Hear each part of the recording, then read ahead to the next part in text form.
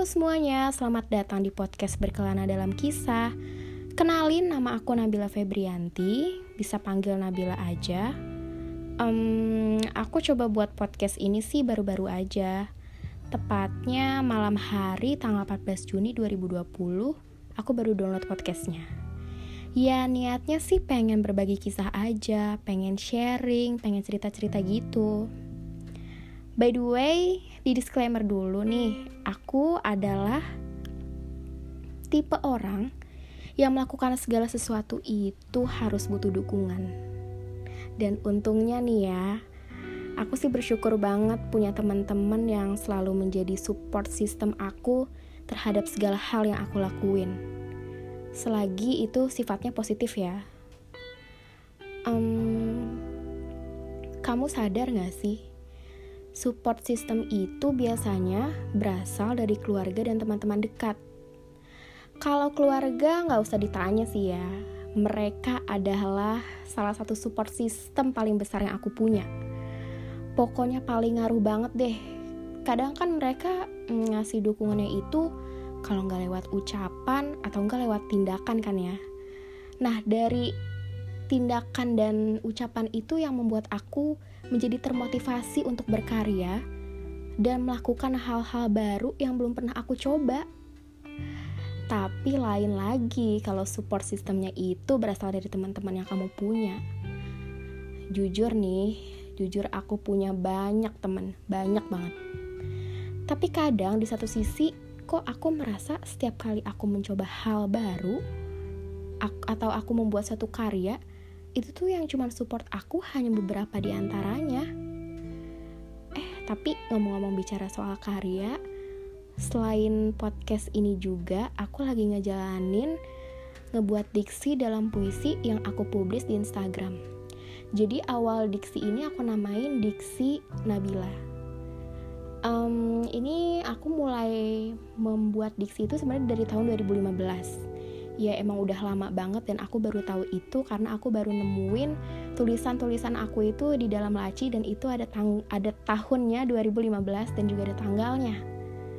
Tapi kenapa aku nggak lanjutin di Instagram? Karena apapun yang aku buat, entah itu puisi atau quotes gitu, itu pasti akan ngalir aja terus. Jadi mau nggak mau aku akan tulis di notes HP. Jadi aku nggak sempat tulis di buku dan HP itu rusak. Jadi aku nggak bisa nge-publish di IG-nya lagi, akhirnya udah stuck di situ aja si Diksi Nabila ini. Jadi kayak gitu deh.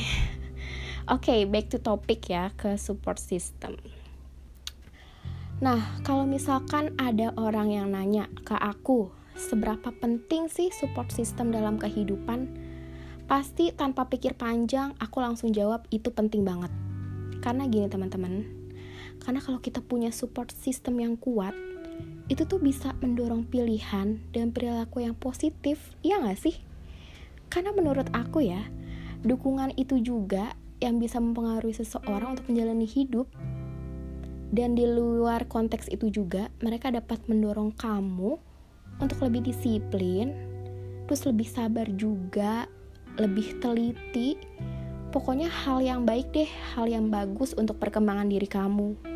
Nah, dan dari aspek yang aku sebutin itu juga, kamu jauh lebih mungkin untuk menemukan atau mencapai tujuan hidup kamu. Aku tahu setiap orang itu memiliki permasalahan yang berbeda-beda. Aku juga tahu setiap orang itu memiliki tingkat kesulitan yang berbeda-beda. Dan keadaan psikologis mereka menghadapi suatu masalah pun juga ikut berbeda juga. Maka dari itu, semua permasalahan yang ada di dalam diri mereka mempunyai support system yang beda-beda. Tapi, asal kamu jangan sampai salah jadiin seorang itu sebagai support system kamu. Takutnya nih ya, bukannya apa-apa.